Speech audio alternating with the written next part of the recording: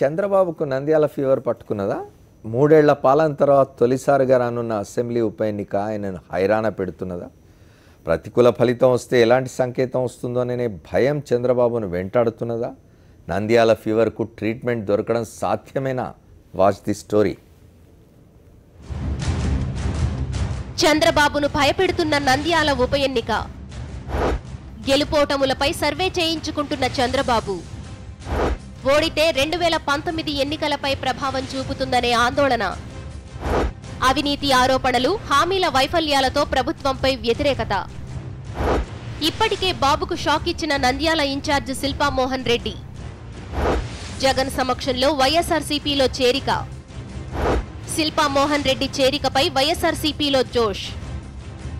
వైఎస్ఆర్సీపీ నుంచి టీడీపీలోకి ఫిరాయించిన భూమా నాగిరెడ్డి మరణంతో ఖాళీ అయిన నంద్యాల అసెంబ్లీ ఉప ఎన్నిక త్వరలోనే జరగనుంది.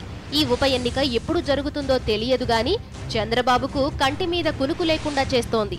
ఉప ఎన్నికలో ఓడితే దాని ప్రభావం వచ్చే ఎన్నికలపై ప్రభావం చూపడంతో పాటు ప్రభుత్వ ప్రతిష్ట గంగలో కలుస్తుందనే భయం చంద్రబాబును వెంటాడుతున్నట్టు కనిపిస్తోంది. అవినీతి ఆరోపణలు, కుంభకోణాలు, హత్య రాజకీయాలు, ఎన్నికల సమయంలో ఇచ్చిన హామీల అమలును విస్మరించడంతో ప్రభుత్వంపై క్షేత్రస్థాయిలో వ్యతిరేకత తీవ్రస్థాయిలో కనిపిస్తోంది. రాష్ట్ర విభజన తరువాత కర్నూలులో నిర్వహించిన మొదటి స్వాతంత్ర్య వేడుకల్లో జిల్లాకు ఇచ్చిన హామీల్లో ఏ ఒక్కదాన్ని చంద్రబాబు నిలబెట్టుకోలేదని జిల్లా ప్రజలు అసంతృప్తి వ్యక్తం చేస్తున్నారు. రాజధాని నుంచి జిల్లాకు 6 లైన్ల రహదారి, ఎయిర్పోర్ట్ నిర్మాణం, పరిశ్రమల ఏర్పాటు, నిరుద్యోగ యువతకు ఉద్యోగాల కల్పన వంటి ముఖ్యమైన హామీల్లో దేన్ని చంద్రబాబు నిలుపుకోలేదు.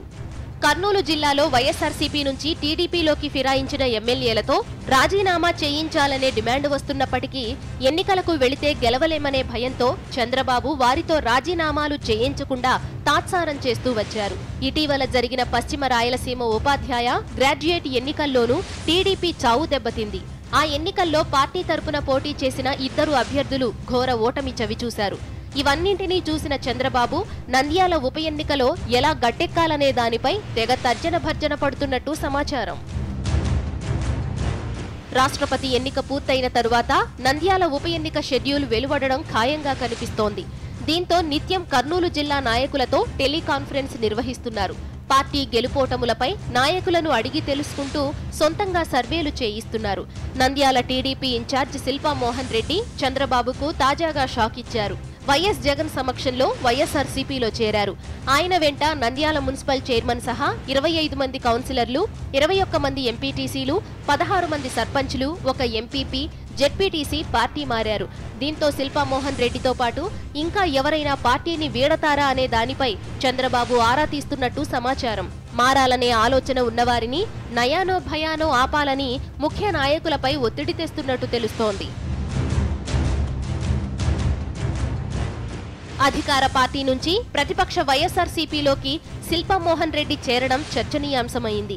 త్వరలోనే మరికొందరు నేతలు టీడీపీకి గుడ్ బై చెప్పే యోచనలో ఉన్నట్లు తెలుస్తోంది. క్షేత్రస్థాయిలో ప్రభుత్వంపై తీవ్ర వ్యతిరేకత ఉందని, టీడీపీలో ఉంటే భవిష్యత్ ఉండదనే భయం చాలా మందిని వెంటాడుతున్నట్లు ప్రచారం జరుగుతోంది. మరోవైపు శిల్పా మోహన్ రెడ్డి చేరికతో వైఎస్ఆర్సీపీలో జోష్ కనిపిస్తోంది. Swami Naidu, senior correspondent, Vijayawada. ఆంధ్రప్రదేశ్లో ఏకైక ప్రతిపక్షం, బలమైన ప్రతిపక్షం వైఎస్ఆర్ కాంగ్రెస్ పార్టీని బలహీనపరచడం కోసం గత 3 ఏళ్ల కాలంలో అక్కడే ప్రభుత్వం అధికారంలో ఉన్న ముఖ్యమంత్రి చంద్రబాబు నాయుడు చేసిన ప్రయత్నాలు చూసినాం. 21 మంది శాసనసభ్యుల్ని వైఎస్ఆర్ కాంగ్రెస్ పార్టీ నుంచి ఫిరాయింపజేసి వారితో రాజీనామా చేయించకుండా ఎన్నికలకు వెళ్లకుండా ఉన్న ఒక పరీక్ష అయితే ఇప్పుడు ఎదుర్కోవాల్సిన పరిస్థితి వచ్చింది. రేపు జూలైలో జరిగే రాష్ట్రపతి ఎన్నికల అనంతరం నంద్యాల శాసనసభకు ఉప ఎన్నిక తప్పనిసరి. అది చంద్రబాబు నాయుడు గారు కోరుకోవడం లేదు, అయినప్పటికీ రాబోతున్నది. ఈలోగా కర్నూలు జిల్లాలో జరిగిన పరిణామాలు చూస్తున్నాం. అమర్నాథ్ గారిని అడుగుదాం. చెప్పండి అమర్నాథ్ గారు, ఎట్లా చూస్తున్నారు వీటిని? గడ్డు పరిస్థితే కనపడుతుంది. అంటే మొదటి ఎన్నికలు అంటే మధ్యలో ఒక మన జగేపేట ఎన్నిక అయ్యింది, కానీ అదేదో యునానిమస్ అయింది. నందిగాం ఎన్నిక అయింది. నందిగాంలో ఆయన చనిపోతే వెంటనే ఎన్నికలు జరిగినాయి. జరిగాక మళ్ళీ ఇది మొదటిసారి 20 మంది, దాదాపు 20 మంది వైఎస్ఆర్సీపీ ఎమ్మెల్యేలు, ఎన్నికైన ఎమ్మెల్యేలు అటు వెళ్ళినప్పటికీ వారిని అప్రజాస్వామికంగా రాజ్యాంగ విరుద్ధంగా స్పీకర్ వ్యవహరించడం వల్ల వాడికి మీద వేటు పడకుండా ఇప్పటి వరకు ఎలాగోలాగా గట్టెక్కించుకొచ్చారు. సబ్వర్ట్ చేసినప్పటికీ గట్టెక్కారు. కానీ ఇప్పుడు చనిపోవడం వల్ల ఇంకొక 2 సంవత్సరాలు ఉంది కనుక ఒక నంద్యాల శాసనసభ్యుడు వైఎస్ఆర్సీపీ నుంచి నెగ్గిన భూమా నాగిరెడ్డి చనిపోవడం వల్ల అది తప్పనిసరి పరిస్థితుల్లో ఈయన చేతిలో ఏం లేదు. అది చంద్రబాబు నాయుడు చేతిలో ఉండుంటే ఈ పార్టీకి దాన్ని పోస్ట్పోన్ చేయించుండేవారు, లేకుండా జరపకుండా చూసేవారు. కానీ ఆయన చేతిలో ఏం ఉండదు. అందుచేత ఇప్పుడు ఎన్నికలు తప్పనిసరి. దీంట్లో 2 కోణాల నుంచి చూడాలి. ఒకటి ఏమిటంటే వైఎస్ఆర్సీపీ నుంచి అటు వెళ్ళిన వాళ్ళ పరిస్థితి ఏమిటో దీంట్లో అర్థం పడుతుంది ఒకటి. రెండోది 3 సంవత్సరాలు అయిపోయింది, ఇంకో 2 సంవత్సరాలు ఉంది. ఈ ఎన్నికైన ఆయన కూడా 1.5 సంవత్సరాలు 2 సంవత్సరాలు అంటే ఒకసారి ఎన్నికైన వెంటనే నుంచి ఒక 6 నెలలకే మళ్ళీ ఎలక్షన్ వాతావరణం వచ్చేస్తుంది. మళ్ళీ సన్నాహాలు మొదలు పెట్టాలి, మళ్ళీ కంటెస్ట్ చేయడానికి మళ్ళీ నెగ్గడానికి సన్నాహాలు మొదలుపెట్టే పరిస్థితి ఉంది. ఈ పరిస్థితుల్లో ఈ రెండిట్లోనే చూడవలసింది ఏంటంటే ఒక సంకేతం ఒకటేమిటంటే ఈ అప్రజాస్వామ్యంగా జరిగిన ఫిరాయింపుల మీద ఒక తీర్పు వస్తుంది. ప్రజలు దాన్ని యాక్సెప్ట్ చేస్తారా లేదా అన్నది తేలుతుంది ఒకటి. రెండోది ఈ ప్రభుత్వం మీద అసంతృప్తి ఉందా లేదా, వీళ్ళు చెప్తున్న మాటలకి చేస్తున్న చేతలకి లేవు, అసలు పొంతన లేదు అన్నది ఒక పెర్సెప్షన్ క్రియేట్ అయింది ఇప్పటికే ఆంధ్రప్రదేశ్లో. కానీ దానికి ఒక డెమోక్రటిక్ టెస్ట్ ఇది. ఈ ఉప ఎన్నికలు ఒక డెమోక్రటిక్ టెస్ట్ అవుతాయి. ఈ టెస్ట్లో మరి ఏం జరుగుతుందో చూడాలి. ఇటు జరిగినా అటు జరిగినా, రెండూ జరిగినా రాష్ట్ర రాజకీయాల మీద తీవ్ర ప్రభావం ఉంటుంది దానిది. ఇప్పుడు వైఎస్ఆర్సీపీ ఒకవేళ అక్కడ క్యాండిడేట్ని పెట్టి నెగ్గించుకోలేకపోతే వారి మీద కూడా ప్రతికూల వాతావరణం, ప్రతికూల ప్రభావం పడే ప్రమాదం ఉంది. అలాగే వీరిది ఏదో అటు వెళ్ళారు కనుక. అమర్నాథ్ గారు నంద్యాలను అట్లా ఎందుకు చూడాలి? ఇప్పుడు నంద్యాలలో సిట్టింగ్ శాసనసభ్యుడు చనిపోయినాడు, ఆ సానుభూతి పనిచేయవచ్చు కదా. పనిచేయవచ్చు, అది ఫ్లిప్ సైడ్. అది దానివల్ల కానీ అలా కాదు కదా, మా సీటు మేము నిలబెట్టుకున్నామని చెప్పుకోవాలి కదా అది. కానీ దీని ప్రభావం వీరి మీద తప్పకుండా ఎంతో అంత ఉంటుంది. కానీ ఆ ప్రభావం, ప్రతికూల ప్రభావం మాత్రం అధికార పక్షం మీద చాలా ఎక్కువ ఉంటుంది. ఇంచేదంటే వారిని కావాలని తీసుకొచ్చారు, ఆయనకు మంత్రి ఇస్తా అన్నారు. మంత్రి వర్గం విస్తరణ జరగకముందే ఆయన చనిపోయారు, ఆయన కూతురికి ఇచ్చారు. అక్కడ కూడా ఈ శిల్పామోహన్ రెడ్డి ఇప్పటి వరకు నంద్యాల కర్నూలు జిల్లా ఇన్ఛార్జిగా ఉన్న ఒక నాయకుడు. ఆయన వాళ్ళ ఇన్ఛార్జిగా ఉన్నారు. అంటే మన నాగిరెడ్డి వెళ్ళకముందు ఆయన ఇన్ఛార్జిగా ఉన్నారు. నాగిరెడ్డి వచ్చాక ఆయన ఒక ప్రధాన నాయకుడు. ఆయన కూడా చిన్నవాడేం కాదు. ఇది వరకు కాంగ్రెస్ పార్టీలో మంత్రి పదవి చేశారు. మంత్రి పదవి చేసి ఆయన ఇన్ఫ్లుయెన్స్ ఆయనకు ఉంది. ఆయన అన్ని రకాల స్తోమతున్నవాడు, రాజకీయంగా స్తోమతున్నవాడు, ఆర్థికంగా కూడా స్తోమతున్నవాడు. అంటే భుజబలంలో కూడా ఏం తక్కువైన వాడు ఏం కాదు అక్కడ. అది కూడా పనిచేస్తుంది కనుక ఈ పరిస్థితుల్లో ఆయన బహుశా నేను అనుకోవడం, అంటే అధికారికంగా ఏం ప్రకటించలేదు కానీ బహుశా ఆయనకే సీట్ ఇస్తారని నేనైతే అనుకుంటున్నాను. అది తెలుగుదేశం మీద చాలా ప్రతికూల ప్రభావం, దాని ప్రభావం మాత్రం చాలా తీవ్రంగా ఉంటుంది. అది ఇప్పుడు ఏదో దాని మీద ఎక్స్ప్లెయిన్ చేయడానికి ఇప్పుడు వైఎస్ఆర్సీపీ అభ్యర్థి ఓడిపోతే ఎక్స్ప్లెయిన్ చేయవచ్చు, అది సానుభూతి పనిచేస్తుంది. ఒకసారి ప్రకాష్ రెడ్డి గారితో మాట్లాడు. ప్రకాష్ రెడ్డి గారు ఒకటంటే శిల్పామోహన్ రెడ్డి గతంలో కాంగ్రెస్లో ఉన్నారు, మంత్రిగా కూడా ఉన్నారు కాంగ్రెస్ రాజశేఖర రెడ్డి గారి హయాంలో. తర్వాత తెలుగుదేశం పార్టీలో చేరినారు, మళ్ళీ ఇప్పుడు ఇటు వచ్చినారు. ఆయన ఇటు రావడం అనే దాని మీద అటు నంద్యాల కానీ, కర్నూలు జిల్లా కానీ, మొత్తం రాయలసీమ మీద కానీ వీటి ప్రభావాలు ఎట్లా ఉంటాయి అనిపిస్తుంది? అంటే శిల్పామోహన్ రెడ్డి గారు 2 సార్లు ఎమ్మెల్యే గెలిచారు, మంత్రిగా చేశారు, ఒక సీనియర్ నాయకుడు. అధికార పార్టీ నుంచి వలసలు రావడం చాలా అరుదు. అది కూడా బాగా ఆ కర్నూలు జిల్లా అధికార పక్షం వైపు పోవడం జరుగుతుంది. అధికార పార్టీ నుంచి రావడము అనేది అంటే అధికార పార్టీ వైపు ఉంటూ ప్రభుత్వ యంత్రాంగంతో సన్నిహితంగా ఉంటూ ప్రజల నాడిని గమనించుకొని ప్రజలు వ్యతిరేకంగా ఉన్నారు తెలుగుదేశం పార్టీకి కూడా ఆయనకు అర్థమై ఉంటుంది. అసలు వాస్తవం చెప్పాలంటే చంద్రబాబు గారు ఎన్నికైన 2014 మే తర్వాత 2015 వచ్చేటప్పటికి ప్రజలకు అర్థమైపోయింది ప్రభుత్వం పనిచేసేదా లేదా అనేసి. 2016కు వచ్చేటప్పటికి పూర్తిగా ప్రజలంతా కూడా వైఎస్ఆర్ కాంగ్రెస్ పార్టీ వైపు, జగన్మోహన్ రెడ్డి గారి వైపు చూశారు. ఎందుకంటే ఈయన ఇచ్చిన హామీలు ఏవి నెరవేర్చేలా లేడనే ఉద్దేశంతో. ఇప్పుడు లీడర్లు వస్తూ ఉన్నారు. అంత ప్రతికూల వాతావరణం ఉందని తెలిసి కూడా ఎందుకు ఎమ్మెల్యేలు అటు వెళ్ళినారు? కొంతమంది ప్రజలు రావట్లేదు కాబట్టి ఎమ్మెల్యేలను తిప్పుకుంటే అయినా తెలుగుదేశం పార్టీని బతికించుకోగలుగుతామని ప్రయత్నం చేశారు.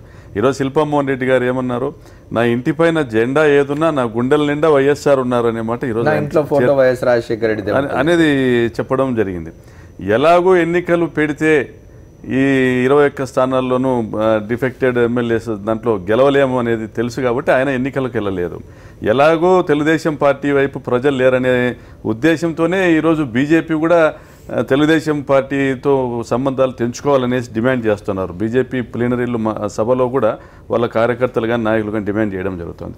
అందుకే ఈరోజు ఇతర ప్రతిపక్ష పార్టీలైన సిపిఐ కానీ సిపిఎం కానీ జనసేన కానీ వాళ్ళు తెలుగుదేశం పార్టీతో వెళ్ళాలనే ఆలోచన లేకుండా థర్డ్ ఫ్రంట్ ఏర్పాటు చేయాలనే సంకేతాలు కూడా వినపడుతున్నాయి. అంటే ప్రజలకు దూరమైన తెలుగుదేశం పార్టీని చంద్రబాబు నాయుడును డంప్ చేయాలనే ఉద్దేశంతోనే అందరూ ఉన్నారు.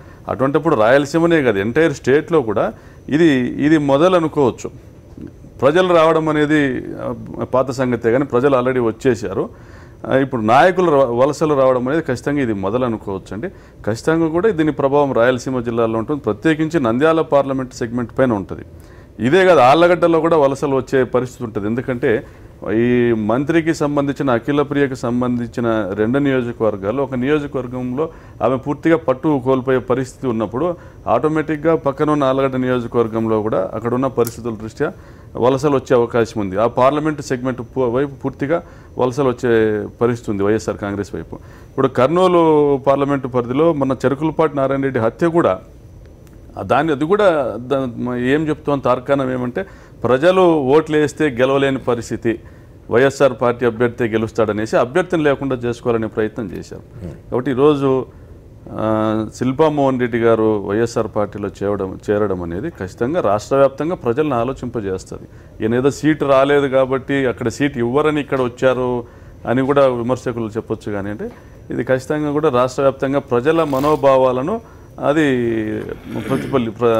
ప్రతిఫలిస్తూ ఉంది. రైట్తో మాట్లాడదాం. గౌతమ్ చెప్పండి, కాంగ్రెస్ నాయకుడిగా ఎట్లా చూస్తున్నారు దీన్ని? ఒకటి అంటే కర్నూలు జిల్లా రాజకీయాలు చూసుకుంటే, రాయలసీమ రాజకీయాలు చూసుకుంటే వర్గాల మధ్య తీవ్రమైన ఘర్షణ ఉంటుంది.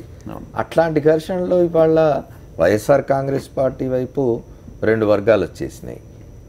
అటు ఉన్న వాళ్ళల్లో భూమా నాగిరెడ్డి కుటుంబానికి సంబంధించి అఖిలప్రియ ఉన్నారు. కానీ ఆ అమ్మాయి రాజకీయంగా అనుభవం లేదు, తర్వాత పెద్దగా ఈ గ్రూప్ పాలిటిక్స్, ఫ్యాక్షన్ పాలిటిక్స్ పెద్ద తెలిసిన అమ్మాయి కాదు. ఎట్లా నిలదొక్కుండా అంటే చంద్రబాబు నాయుడు గారు తెలుగుదేశం పార్టీకి ఇప్పుడు ఆమె రిప్రజెంటేటివ్గా ఉన్నట్టు అక్కడ కె కృష్ణమూర్తి వాళ్ళు ఉన్నా కూడా నంద్యాల ఏరియాస్లో వీళ్ళను ఈ 2 భూమాకు వ్యతిరేకంగా ఉన్న శిల్ప గ్రూప్ కానీ లేకపోతే గంగుల ప్రభాకర్ రెడ్డి వాళ్ళు ఈ మధ్య జాయిన్ అయినారు. ఇలాన్నీ తట్టుకొని ఎట్లా నిలబడతారు వాళ్ళు? సో నంద్యాల ఈ రాజకీయ సమీకరణలు, వర్గ రాజకీయాలు గత 3 ఏళ్లుగా ఇప్పుడు శిల్పామోహన్ రెడ్డి గారి చేరికని ఒక విశ్లేషణ చేస్తే మామూలుగా నా దృష్టిలో అయితే ఒక బ్యాడ్ ప్రాక్టీసెస్ స్టార్ట్ అయ్యాయి. ఉదాహరణకు వైసీపీ నుంచి గెలిచిన భూమా నాగిరెడ్డి గారు వారు వైసీపీ నుంచి వదిలి టీడీపీలో జాయిన్ అయ్యారు. అది ఒక రకమైన బ్యాడ్ ప్రాక్టీస్. అక్కడ రాజీనామా చేయలేదు, అక్కడ జాయిన్ అయిపోయారు. తర్వాత వారు చనిపోయారు. సరే, ఆ కారణాలు వేరు. ఆ జాయిన్ అయిపోయినప్పుడు అంతకుముందు భూమాకు శిల్పాకి పడని 2 గ్రూపులుగా ఉండటం కారణంగా ఈ నెల టీడీపీలో జాయిన్ అయ్యారు. ఆయన కాంగ్రెస్కి చెందిన వ్యక్తి గతంలో. పోనీ ఆ కాంగ్రెస్ లెగసీతో వైసీపీ బొమ్మ పెట్టుకుని నేను జగన్మోహన్ రెడ్డి గారితో ఉండాలని ఆయన ఏమో అనుకోవాలి. అప్పుడు ఆయన వెళ్ళి టీడీపీలో జాయిన్ అయ్యారు. ఎందుకనంటే ఇటు భూమా ఉన్నాడు కనుక మళ్ళీ అటు వెళ్ళారు. ఎప్పుడైతే భూమా అండ్ టీడీపీలో జాయిన్ అయ్యారో ఈయన అక్కడ మళ్ళీ అక్కడ సఫకేట్ ఫీల్ అయ్యి అక్కడి నుంచి ఇప్పటి వరకు వెయిట్ చేశారు. పోయిన జాయిన్ అయిన వెంటనే నిరసన తెలియజేసావు, లేకపోతే నేనుండగా ఇంకొక లీడర్ని ఎలా తెస్తావని అప్పుడు ఏమి ఆయన డిసెంట్ పెట్టలా పార్టీతో. కానీ ఇంతకాలం వెయిట్ చేసిన ఇంతకాలం ఎందుకు వెయిట్ చేశారు? ఒకటి, ఇప్పుడు రేపు రాష్ట్రపతి ఎన్నికల తర్వాత సపోజ్ ఒక ఉప ఎన్నికకి నోటిఫికేషన్ రావచ్చు, ఎన్నికలు జరగవచ్చు.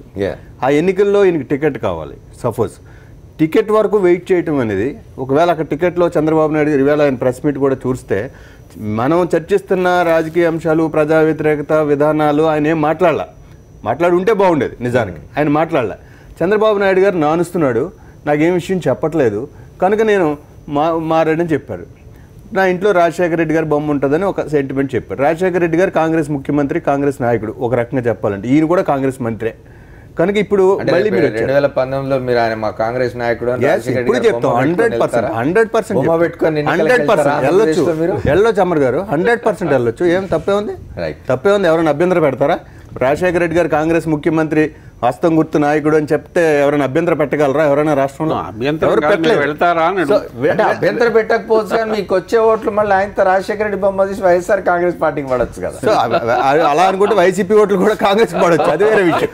మొత్తం వైసీపీ అంతా కాంగ్రెస్ ఓటే కదా, అంత వేరే ఏం లేదు కదా అంతకుముందు. అదే సరే. పాయింట్ ఇదేంటంటే శిల్పా మోహన్ రెడ్డి గారి చేరిక బలాబలాల్లో వైసీపీకి రాజకీయంగా కలిసి రావచ్చు. అతను మాజీ మంత్రి, బలగం ఉన్నవాడు, ఎంపీటీసీలు, జడ్పీటీసీలు, నంద్యాల ఖచ్చితంగా ఉప ఎన్నికల్లో ఆయన బలం వైసీపీకి ఇమీడియట్గా జాయిన్ అయిపోవచ్చు. కానీ దాన్ని ప్రజలు ఎలా చూస్తారు? ఈయన బలంతో ఇప్పుడు ఇమీడియట్గా ప్రజలందరూ ఆయన మారిపోయినట్టు మారిపోతారా? లేదు దీన్ని కేవలం సీటు కోసం అవకాశంగా మారిపోయాడని ప్రజలు భావిస్తారా? ప్రజల కోణం ఏముంది అనేది మనకి ఇంకా తెలియదు. ప్రభుత్వం మీద వ్యతిరేకం ఉండి జనరల్గా వేయటం వేరు. శిల్పా మోహన్ రెడ్డి గారు చేరిక ఒక నంద్యాలని, కర్నూలుని, మొత్తం రాష్ట్రాన్ని ప్రభావితం చేసేటంత పరిస్థితిలో ప్రజలు ఆలోచిస్తారా ఇంత బ్యాడ్ ప్రాక్టీసెస్ పాలిటిక్స్లో ఉన్నప్పుడు అనేది నా ప్రశ్న. నిజంగా జెన్యూన్గా కనుక పాలసీలు అధికారం ఉంది ఆయన వదిలేసి వచ్చినాడు కదా. నేను చెప్తున్నా కదా, ఆయనకి ఇప్పుడు ఆయనకి ఇంకా ప్రామిస్ చేయలేదు టికెట్, నాకు నానుస్తున్నాడు అనే అంశం ఆయన చెప్పినప్పుడు 2 ఏళ్ళు కాదు చంద్రబాబు నాయుడు గారు రాజకీయ విధానాలు నేను ఎప్పటి నుంచో లోపల పోరాడుతున్నా. అప్పుడు ఆయన పార్టీలో ఉండి కూడా టీడీపీలో పోరాడొచ్చు ఒక రాజకీయ పార్టీలో ఉండాలనుకుంటే. ఏది నువ్వు ఇలాంటి విధానాలు పెడుతున్నావు లేదా రైతులు చెప్పాను పోరాడవచ్చు కదా. నిజం చెప్పేది ఆయన ఏంటి మెతగ్గా ఇప్పటి వరకు ఉండి. సో నా ఉద్దేశంలో శిల్పా మోహన్ రెడ్డి గారి చేరిక మన వైఎస్ఆర్సీపీకి స్థానికంగా బలం, ఓట్లు బలం, సీట్లు బలం రేపు ఏదన్నా ప్రభావితం చేయించడానికి 100% అవకాశం ఉంది. ఎందుకంటే అతనికి అక్కడ గుర్తింపు, గౌరవం, ఆయన వీరు చెప్పినట్టు అన్ని బలాలు ఉన్నాయి, ఆర్థిక బలం, అంగబలం అన్నీ ఉన్నాయి.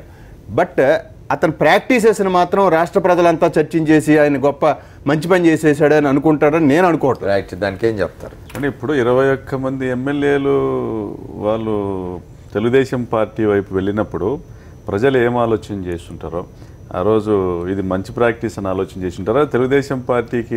ఆ రోజు మనం ఏం చర్చించామంటే ప్రజలు ఎవరు వెళ్ళట్లేదు, నాయకులు మాత్రం వెళ్తున్నారు, వాళ్ళ అవకాశం కోసం వెళ్తున్నారు అని చెప్పాం. ఇది కూడా ఇప్పుడు కూడా అలాగే అవ్వచ్చు కదా నేను చెప్పేది. అది అంటే తెలుగుదేశం వైపు వెళ్ళినప్పుడు అధికారం ఉంది కాబట్టి అటువైపు వెళ్ళారు.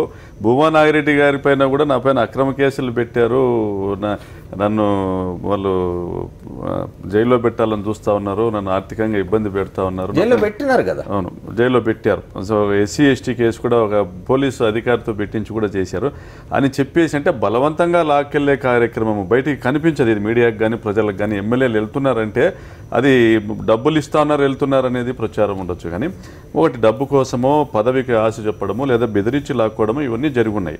అయితే అప్పుడు వెళ్ళింది అధికార పార్టీ వైపు వెళ్తున్నారు అన్న చర్చ జరిగింది అప్పట్లో. ఇది బ్యాడ్ ప్రాక్టీసే కాదనిలే, మేము కూడా చెప్పాం. కరణం బలరాం గారు కూడా చెప్పారు, మీరు ఎలక్షన్ పెట్టే తీసుకోండి, వీళ్ళందరినీ కూడా రాజీనామా చేయించండి అని కూడా కరణం బలరాం గారు కూడా ఇదే ప్రోగ్రాంలోనే చెప్పారు.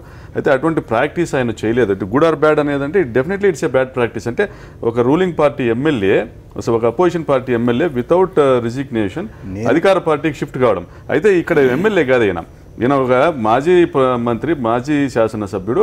అధికార పార్టీ నుంచి అధికార పార్టీలో వచ్చే బెనిఫిట్స్ అన్నింటినీ వదులుకొనేసి కేవలం ప్రజల ఆలోచన విధానానికి అనుకూలంగానే ఈ రోజు ఫైనల్ పాయింట్ ఏంటంటే రాజకీయాల్లో సుదీర్ఘకాలం ఉండి మంత్రులు చేసి ఆర్థికంగా స్థిరపడి ఒక అపోజిషన్లో ఉండో లేకపోతే రూలింగ్ క్లాస్లో ఉండే ఒక పార్టీలో కొనసాగలేకుండా ఎన్నికలు వచ్చినప్పుడు కేవలం సీట్ల కోసం పార్టీ మారిపోయి ఒక బ్యాడ్ ప్రాక్టీస్ ప్రజలు, రాష్ట్ర ప్రజలందరూ చర్చించాలి. శిల్పా మోహన్ రెడ్డి గారు ఇంకో మాట కూడా చెప్పినారు, ఇంటర్నల్ ఇవన్నిటికి చంద్రబాబు నాయుడే ప్రోత్సహిస్తున్నారు పార్టీలో ఇంటర్నల్ స్ట్రగుల్ని, కాబట్టి అది సఫకేటే వచ్చినాం బయటికి అనేది కూడా చెప్తున్నాడు. ఒకసారి కపిలేశ్వరయ్య గారితో మాట్లాడదాం. చాలాసేపు అంటున్నారు వారు. సారీ కపిలేశ్వరయ్య గారు. కపిలేశ్వరయ్య గారు చెప్పండి, ఇప్పుడు 21 మంది ప్రతిపక్ష శాసనసభ్యులు అధికార పక్షంలోకి వెళ్ళిపోవడము, మంత్రి పదవులు తీసుకోవడం, రాజీనామాలు చేయకుండా అనైతికంగా వాటిలో కొనసాగడం, ఇవాళ మాజీగా ఉండి ఏ పదవి లేకుండా ఉన్న శిల్పామోహన్ రెడ్డి ప్రతిపక్షంలోకి రావడం రెండు ఒకటే అవుతాయా?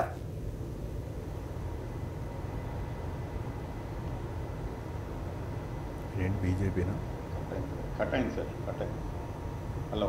Hello yes sir, can you hear me? Hello నేను మాట్లాడేది వినిపిస్తుందండి? సార్ వినిపిస్తుంది సార్. అదే సార్, ఇప్పుడు 21 మంది శాసనసభ్యులు అధికార పక్షంలోకి వెళ్ళడాన్ని, శిల్పామోహన్ రెడ్డి వాళ్ళ ప్రతిపక్షంలోకి రావడాన్ని ఒకే రకంగా చూద్దామా?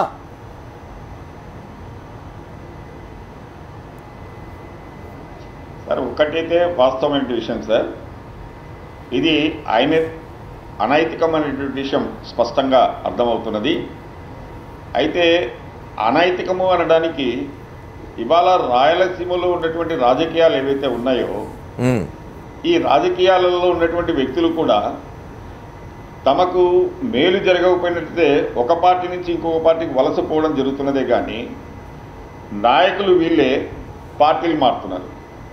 ఇది ఎంతవరకు భావ్యము అనేది కూడా ఆలోచించాల్సిన అవసరం ఉన్నది.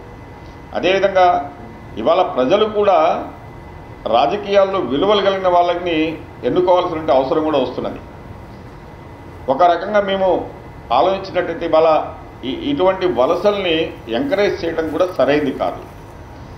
కాబట్టి శిల్పామోహన్ రెడ్డి గారు మారడము, అది బహుశా శిల్పామోహన్ రెడ్డి గారి యొక్క ఆలోచన 2019 లక్ష్యంగా ఉండొచ్చు, 2019లో తాను ఎమ్మెల్యే కావాలని కోరిక కూడా ఉండొచ్చు. మరోవైపున చూసినట్టయితే కొంత వాస్తవమైన విషయం ఇక్కడ మనం మాట్లాడుకోవాల్సిన అవసరం ఉన్నది. రాయలసీమ జిల్లాల్లో కొంత తెలుగుదేశం ప్రభుత్వం నెగ్లెక్ట్ చేస్తున్నది అనేటువంటి విషయం స్పష్టంగా అర్థమవుతున్నది. రాబోయే రోజుల్లో రాయలసీమలో ఉండేటువంటి ప్రజలు తెలుగుదేశం మీద కొంత వ్యతిరేకత రావడానికి అవకాశం ఉన్నది. ఆ విధంగా వ్యతిరేకత రాకుండా చూసుకోవాల్సినటువంటి బాధ్యత తెలుగుదేశం ప్రభుత్వం మీద, అదేవిధంగా చంద్రబాబు మీద, తెలుగుదేశం పార్టీ మీద ఆ బాధ్యత ఉన్నది అనే విషయాన్ని గ్రహించాలి. ఆ విషయాన్ని గ్రహించే ఇవాళ శిల్పామోహన్ రెడ్డి గారు బహుశా పార్టీ మారారేమో అని చెప్పేసి అనిపిస్తున్నది. మరోవైపున రాయలసీమ ప్రజల యొక్క ఆగ్రహం కూడా ఇందులో కనిపిస్తున్నది అనేటువంటి విషయాన్ని తెలుగుదేశం ఆలోచించాలని చెప్పేసి ఈ సందర్భంగా నేను తెలియజేస్తున్నా సార్. ఇదైతే అనైతికమైనటువంటి విషయం. ఈ విషయంలో అందరూ కూడా ఆలోచించాల్సిన అవసరం ఉన్నదని చెప్పేసి నేను నా యొక్క అభిప్రాయం సార్. కాదు కపిలేశ్వరయ్య గారు, శిల్పామోహన్ రెడ్డి ప్రతిపక్షంలోకి ఏ పదవిలో లేకుండా ప్రతిపక్షంలోకి పోవడం అనైతికమైతే, ఎమ్మెల్యేలుగా వైఎస్ఆర్ కాంగ్రెస్ పార్టీ జెండా మీద ఎన్నికై ఆ బీఫామ్ మీద ఎన్నికై 21 మంది అధికార పక్షంలోకి పోవడం నైతికత అవుతుందా?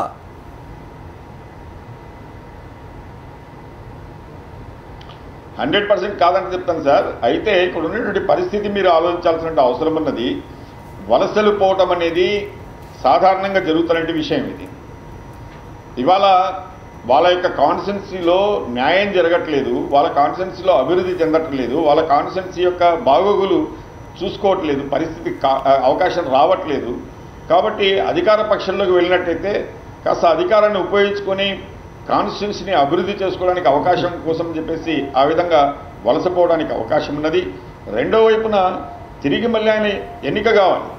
ఆ విధంగా ఎన్నిక కావాలన్నట్టయితే తప్పనిసరిగా అధికార పార్టీలోకి వెళ్లాల్సినటువంటి పరిస్థితులు ఇవాళ వాతావరణం కలగజేయడం జరుగుతున్నది. ఆ విధమైన పద్ధతిలో ఈ యొక్క వలసలు జరుగుతున్నాయేమో అని చెప్పేసి నాకు అనిపిస్తున్నది.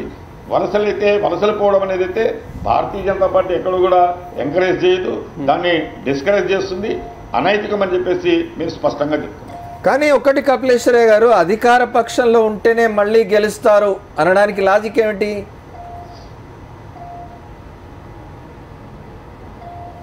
అంటే ఒకటే సార్, కాన్స్టిట్యున్సీ అభివృద్ధి చేసుకోవడానికి అధికార పార్టీలో ఉన్నట్టయితే అన్ని రకాల హంగులు వస్తాయి, అన్ని రకాల ఫండ్స్ వస్తాయి, అన్ని రకాల ఇది జరగడానికి అవకాశం ఉన్నది. అదే ఓకే ప్రతిపక్షంలో కపిలేశ్వర గారు సరే అటువంటి మిమ్మల్ని అవకాశం మిమ్మల్ని ఆ విషయంలో పెద్దగా ఇబ్బంది పెట్టాను నేను, కానీ ఒక మాట చెప్పండి. తెలుగుదేశం ఉన్నా సార్. వైఎస్ఆర్సీపీ అధికారంలోకి వచ్చినా సార్ మిమ్మల్ని ఆ విషయంలో పెద్ద ఇబ్బంది పెట్టాను, కానీ ఒక్క మాట చెప్పండి నాకు. కర్నూలు జిల్లా చెప్పండి. 2014 ఎన్నికల్లో కూడా కర్నూలు జిల్లా వైఎస్ఆర్ కాంగ్రెస్ పార్టీకి చాలా అనుకూలంగా ఫలితాలను ఇచ్చింది.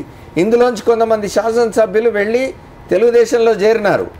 ఆ శాసనసభ్యులు రిప్రజెంట్ చేస్తున్న నియోజకవర్గాలు బహుశా సంవత్సరం 2 సంవత్సరాలు అవుతుంది వాళ్ళు పార్టీ ఫిరాయించి. ఏ మేరకు డెవలప్ అయినాయి చెప్పగలరా?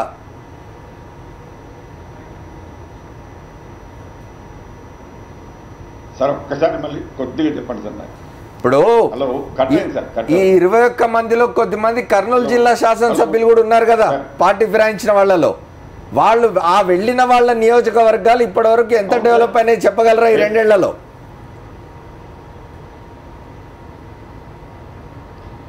కాబట్టి అధికార పార్టీలోకి వెళ్ళాడు సార్. ఇవాళ అభివృద్ధి చెందలేదు. ఏమైనా డెవలప్మెంట్ జరిగిందా ఈ 2 ఏళ్లలో? ఉదాహరణకి పర్సనల్ డెవలప్మెంట్ జరిగిందా?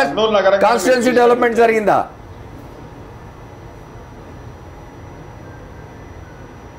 కాన్స్టిట్యున్సీ అభివృద్ధి అయితే జరగలేదు స్పష్టంగా.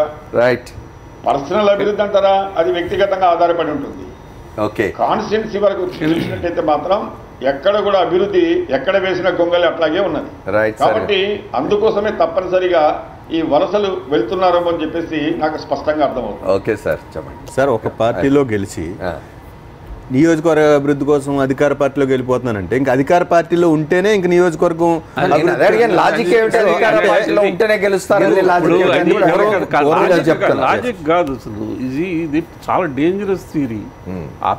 మీరు అధికార పక్షంలో ఉంటేనే ప్రజలకు ఏమైనా మేలు చేయగలరు, లేకపోతే చేయలేరు అనేది చాలా దుర్మార్గమైన, చాలా అన్డెమోక్రాటిక్, దారుణమైన ఇది. ప్రతిపక్షంలో ఉన్నా సరే, పాలకపక్షంలో ఉన్నా సరే అక్కడికి వెళ్ళవలసిన నిధులు అక్కడికి వెళ్ళి తీరాలి. అది దాంట్లో గవర్నమెంట్ ఇష్టం వచ్చినట్టు చేస్తామంటే కుదరదు. There is something called rule of law. దానికి అది చాలా ఒక రాజ్యాంగం రూల్ ఆఫ్ లా. ఇప్పుడు అన్నిటికీ కూడా ఈవెన్ హ్యాండెడ్గా ఉండాలి. అది రిప్రజెంట్ ఎవరు చేస్తున్నారన్నది డిసైడ్ ది పాయింట్. చాలా దారుణమైన ఆర్గ్యుమెంట్ అది ఒకటి. రెండోది సార్ ఒక్క నిమిషం ఆగండి కపిలేశ్వర గారు. I'll come to you. Please wait. చాలా క్లియర్ గా ఉన్నాయి. Please wait. I'll come to you. ఇక్కడ మీరు మాట్లాడుతున్నారు, ఒకళ్ళ తర్వాత ఒకళ్ళ మాట్లాడదాం. చెప్పండి. చాలా దారుణమైన, చాలా అన్డెమోక్రాటిక్ థియరీ అది. ఆ థియరీ మాత్రం దట్ షుడ్ బి ప్రతి democratic and across the political spectrum it should never be encouraged. Second flip side ఏమిటంటే, ఇందాక గౌతమ్ చెప్తున్నప్పుడు చెప్తుంది ఏంటంటే, ఇక్కడ ఈ ఫ్యాక్షన్ రాజకీయాలు ఉన్న చోట అది మామూలు కామన్. ఆ వాళ్ళు ఈ పక్క ఉంటే ఇంకొకటి. దానికి సోమిరెడ్డి చంద్రమోహన్ రెడ్డిది classic example.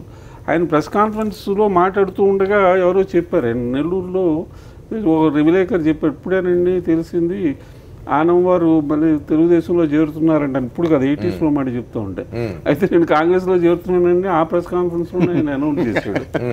That is a classic case. అక్కడ ఉన్న వర్గ రాజకీయాలు ఇప్పుడు వీళ్ళది కూడా.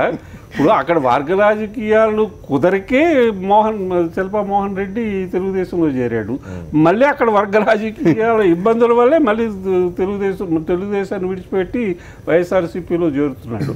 అండ్ ఇప్పుడు హై గ్రౌండ్లో ఉన్న బీజేపీ వారు చెప్పాలి, కన్నా లక్ష్మీనారాయణ లాంటి వాళ్ళని ఎలా తీసుకున్నారు. ఇప్పుడు దేర్ ఆర్ రెండు ఇలాంటి లక్ష్మీనారాయణ, కావూరు సాంబశివరావు, కేంద్రంలో మంత్రులు, రాష్ట్రంలో మంత్రులు, రాయపాటి సాంబశివరావు అంతకుముందు వరకునేమో కాంగ్రెస్ ఎంపీగా అయ్యాక వెంటనే సీట్ మళ్ళీ ఇటు పక్కకు వచ్చి అయ్యారు. ఇవన్నీ ఈ అనైతికమైనవి అన్న దాంట్లో సెకండ్ ఒపీనియన్ లేదు. కానీ ఇవాళ జరుగుతున్న రియాలిటీ అది. కానీ దీంట్లో ఒకటి క్లియర్ డిస్టింక్షన్ ఉంటుంది. ఒక మ్యాండేట్ తోటి, ఒక పార్టీ తరపున మ్యాండేట్ తోటి వెళ్ళి వారి పార్టీ ఫిరాయిస్తే తప్పకుండా దే షుడ్ రిజైన్. అండ్ అంటే చట్టం కూడా ఇప్పుడు ఆ 21 మందితో శిల్పా మోహన్ రెడ్డిని పోల్చడానికి లేదు, శాసనసభ్యుడు కాదు. అలాగంటే కన్నా లక్ష్మీనారాయణకి ఈయనకి తేడా సార్. ఒక షార్ట్ బ్రేక్. గౌతమ్ సార్, నా మొదటి నుంచి నేను చెప్పిన దాంట్లో ఇప్పుడు ఒక పార్టీలో గెలిచి యాంటీ డిఫెక్షన్లా ఉండగా వేరే పార్టీలోకి మారినప్పుడు కనీసం అక్కడ ఉన్నటువంటి శిల్పామోహన్ రెడ్డి గారు ఇది తప్పు, నువ్వు రిజైన్ చేసిరా, అప్పుడు నువ్వు పార్టీలో జాయిన్ అవ్వు అని చంద్రబాబుతోనే పోరాడాలి, లేదా పోరాడి బయటగానే వచ్చి ఉండాలి. ఆయన ఇప్పటి వరకు వెయిట్ చేసి నిన్నటిదాకా మేము అఖిలప్రియతో మేముతో కలిసి పనిచేస్తామని చంద్రబాబు నాయుడు గారికి చెప్పొచ్చి ఇప్పుడు వైసీపీలో చేరటం అనేది వైసీపీకి లాభం కావచ్చు రాజకీయంగా, అది వేరే విషయం. But public point of view నుంచి ఆయన ఏమీ కూడా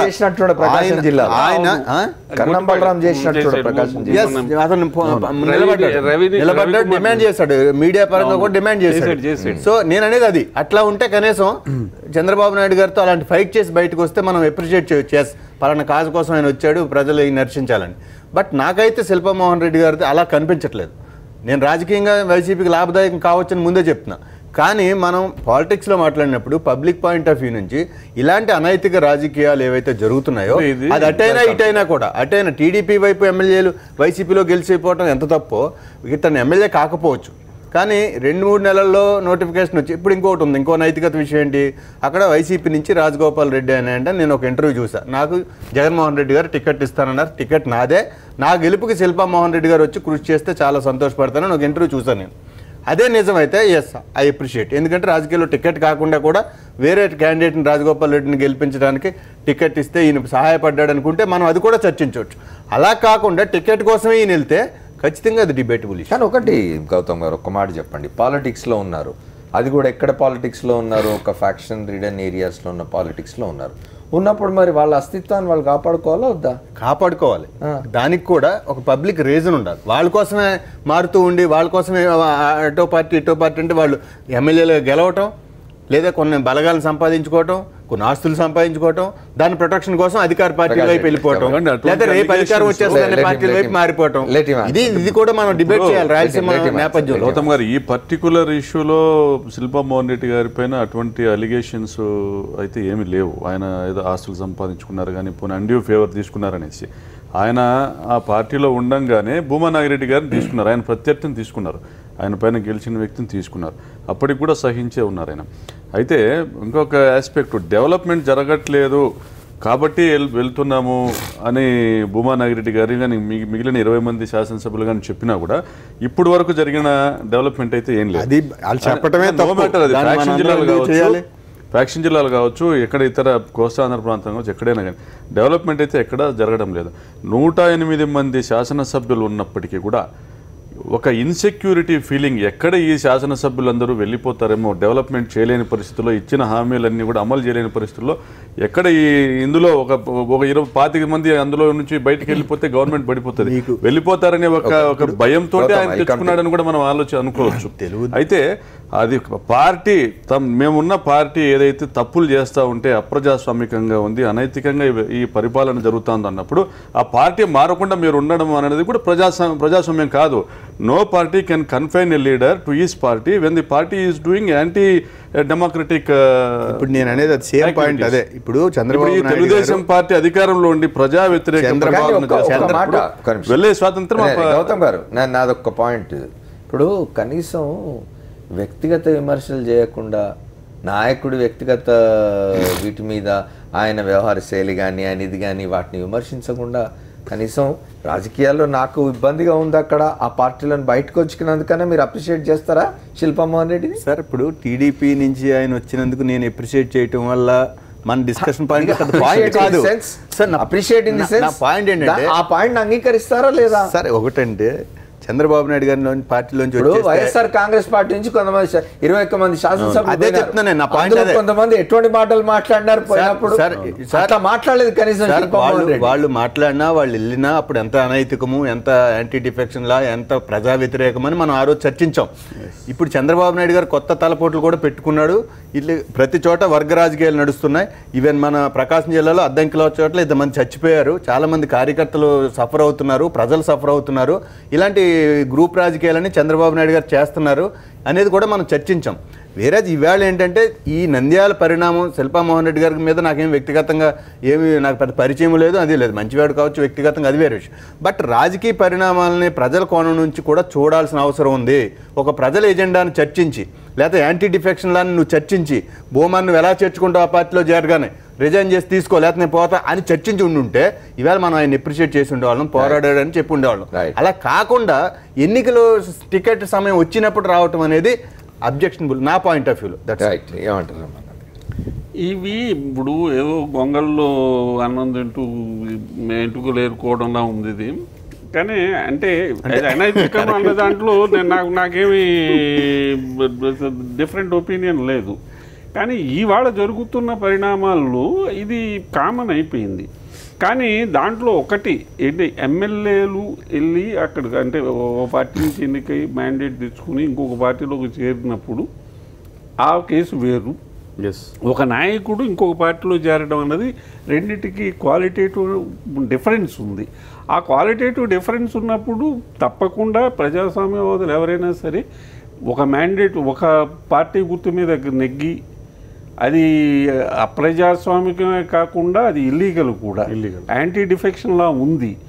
ఎవరైనా సరే ఇక్కడి నుంచి వెళ్ళిపోతే వెంటనే వారిని డిస్క్వాలిఫై చేయాలని చట్టం ఉంది. కానీ మన వడ్డించేవాడు మనవాడైతే ఎప్పుడైనా ఒకటి కనుక ఆ వడ్డించే స్పీకరు చంద్రబాబు నాయుడు గారు చెప్పు చేతల్లో ఉన్నారు కనుక అది జరగడం లేదు. ఒకసారి కపిలేశ్వర గారితో మాట్లాడదాం. కపిలేశ్వర గారు, భారతీయ జనతా పార్టీ కేంద్రంలో అధికారంలో ఉన్నారు, మీరు ఎందుకు ఇవాళ వాటి మీద సీరియస్గా ఆలోచించడం లేదు? మీరు ఈ పార్టీ తెలంగాణలో జరిగినాయి ఎన్నికైన ఇతర పార్టీల గుర్తు మీద ఎన్నికై బీఫామ్ మంత్రులయ్యారు, అక్కడ అయ్యారు. ఎందుకు ఇవాళ కేంద్రంలో అధికారంలో భారతీయ జనతా పార్టీ దీన్ని బట్టి ఉత్తరాఖండ్ లో, అరుణాచల్ ప్రదేశ్ లో, సిక్కిం లో, మణిపూర్ లో, గోవాలో వీళ్ళు గట్టే ఛాన్స్. చెప్పండి కపిలేశ్వర గారు. సార్ ఇవాళ గౌతమ్ గారు మాట్లాడారు. హలో చెప్పండి సార్. ఇవాళ గౌతమ్ గారు మాట్లాడారు, అలాగే పెద్దవారు కూడా మాట్లాడారు. చట్టం ఉన్నది, అయితే ఈ చట్టాన్ని అమలు చేయాల్సిన వాళ్ళు ఎవరు? ఒకటి. రెండో విషయం వచ్చినట్టయితే స్పష్టంగా ఇవాళ ఇక్కడ ఉన్నటువంటి రాజకీయ పార్టీలన్నీ ఒక తీర్మానం చేయమనండి, యాంటీ డిఫెక్షన్ ని అమలు చేయాలని చెప్పేసి చెప్పానండి. అవసరం లేదు కపిలేశ్వర గారు, చట్టం తెచ్చాం కదా. కపిలేశ్వర గారు ఒక్క మాట, కపిలేశ్వర గారు, కేంద్రంలో ఇవాళ లోకసభలో మీకున్న లోకసభలో భారతీయ జనతా పార్టీకి ఉన్న సంఖ్యాబలం ఒక్కటి చాలు. ఒక్క పూటలో మీరు అమెండ్మెంట్స్ తీసుకురాగలరు, మార్చేయగలరు. దాన్ని ఆల్రెడీ వాజ్పేయి గారి ప్రభుత్వంలో అమెండ్ అయింది, చట్టంలో ఇంకొన్ని మార్పులు అవసరం ఉన్నది. కపిలేశ్వర గారు చెప్పండి సార్. వినండి సార్, భారతీయ జనతా పార్టీ అధికారంలోకి వచ్చి 3 సంవత్సరాలైంది. అనేక డెవలప్మెంట్ ప్రోగ్రామ్స్ ఇవాళ భారతీయ జనతా పార్టీ చేపడుతున్నది. 60 సంవత్సరాలుగా ఉన్నటువంటి కాంగ్రెస్ చేయలేని పనిని ఇవాళ భారతీయ జనతా పార్టీ అధికారంలోకి ఉంది, అబ్సల్యూట్ మెజారిటీ ఉంది. సార్, యాంటీ డిఫెక్షన్ లా తెచ్చింది కాంగ్రెస్ పార్టీ. సార్, మేము గౌతమ్ గారిని ఇదే అడుగుతున్నా నేను. యాంటీ డిఫెక్షన్ లా తెచ్చిందే రాజీవ్ గాంధీ ప్రభుత్వం. దీన్ని మీరు ఎందుకు ఎంకరేజ్ చేశారు? అదే సార్, రాజీవ్ గాంధీ అంటే ఎవరు సార్? కాంగ్రెస్ లీడరే కదా. కాంగ్రెస్ యొక్క ప్రైమ్ మినిస్టర్ లా తీసుకొచ్చింది వారు, అమలు చేయలేకపోయాడు. దానికి సమాధానం గౌతమ్ గారు చెప్పాలి. ఆయన మీరు దూరంగా ఉన్నారు కమ్యూనికేషన్. లా వచ్చింది, లాని అమలు చేయాల్సింది ఎవరు? లేదు కపిలేశ్వర గారు, ఇవాళ మేమంటున్నది ఏమిటంటే ఈ పూటకి లోక్సభలో మీకు మెజారిటీ ఉంది, సంఖ్యాబలం అద్భుతంగా ఉంది బీజేపీకి. మీరు తలుచుకుంటే ఒక్క పూటలో అవసరమైన అమెండ్మెంట్స్ చేయగలరు. మీరు ఈ వాగ్దానం చేస్తున్నారు గతంలో. సార్, చిన్నది, చట్టంలో అమెండ్మెంట్స్ చేయాల్సిన అవసరం పెద్దగా ఏమీ లేదు. యాక్షన్ తీసుకోవాలనుకుంటే స్పీకర్ కు ఇచ్చిన విశేషాధికారాల మీద డిబేట్ జరగాలి, అది వేరే విషయం. విశేషాధికారాలు తొలగించాలంటే కూడా చట్టంలో మార్పులు రావాల్సిన తప్ప వీళ్ళు ప్రభుత్వంలో నైతికత గురించి చాలా అంశాలు కాంగ్రెస్ మీద విమర్శలు చేసిన వారు. చెప్పండి కపిలేశ్వర గారు. సార్, నేనేమంటానంటే నైతిక విలువల గురించి కాంగ్రెస్ కూడా చెప్పింది సార్. ఇవాళ దయ్యాలు వేదాలు వల్లించినట్టుగా ఉన్నది. 3 సంవత్సరాల్లో మీరు అన్ని చేయండి అంటే ఇది చాలా రొటీన్ అయిపోయిందండి. అంటే మీకు ఇది ప్రయారిటీ, ఇది ప్రాధాన్యత అంశంగా కనిపించడం లేదా? రాజకీయాల్లో నైతికత అనేది ప్రాధాన్యత అంశంగా మీకు కనిపించడం లేదా? ఇప్పుడు మీరు ప్రాధాన్యతమైన అంశమే సార్. మరి అయినప్పుడు ఎందుకు మీరు 3 ఏళ్లుగా పట్టించుకోలేదు? ఇంత బహిరంగంగా, ఇంత నగ్నంగా 2 తెలుగు రాష్ట్రాల్లో శాసనసభ్యులను అధికార పక్షాలు కొనేస్తే ఎందుకు కేంద్రంలో మీరు అధికారంలో ఉండి మాట్లాడడం లేదు? ఆంధ్రప్రదేశ్లో మీరు అధికారంలో భాగస్వామిగా ఉన్నారు. ఆంధ్రప్రదేశ్లో అధికారంలో ఉన్న పక్షం మీతో భాగస్వామిగా ఉంది కేంద్రంలో.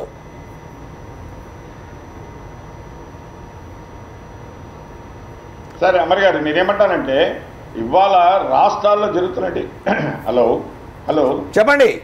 చెప్పండి సార్. అమర్ గారు వాయిస్ వినిపిస్తున్నదా? నేను వింటున్నాను, చెప్పండి సార్. ఇవాళ కేవలం 3 సంవత్సరాల్లో సార్ 3 సంవత్సరాల్లో అంతకుముందు 6 ఏళ్ళు ఉన్నారు మీరు. పార్టీ పని ఎందుకు చేయలేదు సార్? ఒకటే సమయం 6 నెలల లోపల రిజైన్ చేసి మళ్ళీ గెలవాలి కదా వీరు. నేను అనేది ఏంటంటే ఇప్పుడు 9 మంత్రులుగా ఉన్నారు ఆల్రెడీ. వైసీపీ నుంచి గెలిచిన వాళ్ళు టీడీపీ ప్రభుత్వంలో 9 మంత్రులు చేశారు. మనకున్న ఆ రోజు సమాచారం ఏంటి? జాయిన్ అయ్యేటప్పుడు టెక్నికల్గా రాజీనామా లేఖలు స్పీకర్కి ఇచ్చారని. ఇంతవరకు స్పీకర్ కార్యాలయం ఏమని ప్రకటించింది? ఆ రోజు మనం ఇదే డిబేట్లో మాట్లాడితే కొన్ని ఉత్తరాలు ఏవో ఎమ్మెల్యేల నుంచి వచ్చాయి, అవి నేనేవో చూడలేదు, ఇంకా చూశాక నేను మాట్లాడతానని స్పీకర్ గారు స్పందించారు. ఇంతవరకు ఆ లేఖలు వచ్చాయని కానీ దాని మీద నేను డెసిషన్ తీసుకుంటాను కానీ స్పీకర్ గారు చెప్పలేదు. కనుక స్పీకర్ గారు అంత బయాస్డ్గా ఉండటం అనేదే ఇక్కడ మనం చర్చిస్తున్న మెయిన్ అంశం. ఈ అంశానికి సంబంధించి భారతీయ జనతా పార్టీ వారు వెంకయ్యనాయుడు గారు అన్నిసార్లు పెద్ద సన్మానాలు ఉపన్యాసాలు రోజు ఇచ్చే ఆయన ఇది తప్పు చంద్రబాబు నాయుడు గారు, మీరు వాళ్ళని రిజైన్ చేయించి మీరు వాళ్ళని గెలిపించుకోండి, ఎన్నికలకు వెళ్ళండి అని చెప్పలేదు కదా ఇంతవరకు. Okay sir. ఇప్పుడు భారతీయ జనతా పార్టీ అది 70 సంవత్సరాలు, ఇప్పుడు 70 సంవత్సరాల నుంచి ఉన్న దాంట్లో వాళ్ళు 10 సంవత్సరాల పైన వాళ్ళు అధికారంలో ఉన్నారు. 10 సంవత్సరాలు లేరండి, ఒకసారి 6 సంవత్సరాలు, ఇప్పుడు 3 సంవత్సరాలు అయింది. తర్వాత మరి జనతా పార్టీలో వారు ప్రధాన భాగస్వామ్యులు. అవును, మొత్తం 10 సంవత్సరాలు 11 సంవత్సరాలు భారతీయ జనతా పార్టీ లేదు సార్. అప్పటికి జనతా పార్టీలో చేరారు. అంటే అటల్ వాజ్పేయి సమయం తక్కువ మనకి చెప్పండి సార్. ఇప్పుడు నంద్యాలలో ఈ శిల్పమోహన్ రెడ్డి గారు వచ్చారు అనే దాని విషయం పైన ఐ థింక్ ఇది ఒక ప్రీమెచ్యూర్ డిస్కషన్ అనుకోవచ్చు. ఆయన ప్రజల్లోకి వెళ్ళనివ్వండి, వెళ్ళిన తర్వాత యాక్చువల్గా ఆ నంద్యాల పార్లమెంట్ నియోజకవర్గానికి సంబంధించి ఒకటి సిద్ధేశ్వరం అలుగు నిర్మాణాన్ని ప్రభుత్వం అడ్డుకుంది. మీకు 44,000 క్యూసెక్కు ఏదైతే పోతిరెడ్డిపాడు రెగ్యులేటర్ నిర్మాణం చేశారో అది కూడా ప్రభుత్వం యూటిలైజ్ చేయడం లేదు. కనీసం ఎస్ఆర్బీసీ వైడనింగ్ కూడా చేయడం లేదు. అక్కడ ఏదైతే ఒక రిజర్వాయర్ నిర్మించారో గోరకల్లు రిజర్వాయరు, అది కూడా లీకులతో ఉందంటే అనేక సమస్యలు ఆ ప్రాంతంలో ఉన్నాయి కాబట్టి ఆయన వచ్చి ఉండొచ్చు.